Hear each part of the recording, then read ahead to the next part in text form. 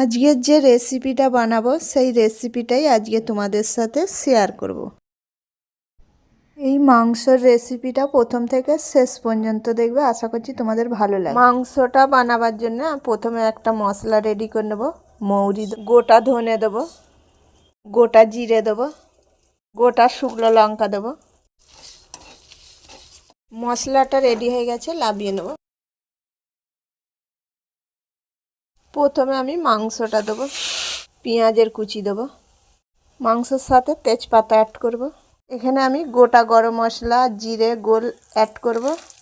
অনুযায়ী লবণ দেবো, আদা আর রসুনের পেস্ট দেবো। সব শেষে তেল অ্যাড করব, ওটা রসুন অ্যাড করব। মাংসটা সেদ্ধ হওয়ার জন্য একটু জয়ফল দেবো। কিছুটা গুঁড়ো মশলা অ্যাড করব, দেবো গোল গুঁড়ো। প্রথমে যে মশলাটা বানিয়ে রেখেছিলাম ওইটা দিয়ে দেবো।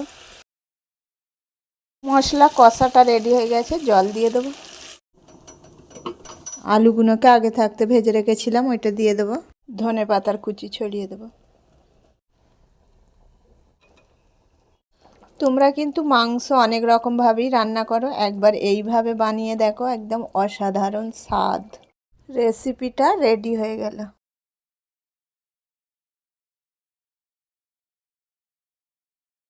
এই রেসিপিটা ভালো লাগলে অবশ্যই একটা লাইক, শেয়ার, কমেন্ট করো। চ্যানেলটাকে বেশি বেশি করে শেয়ার করো।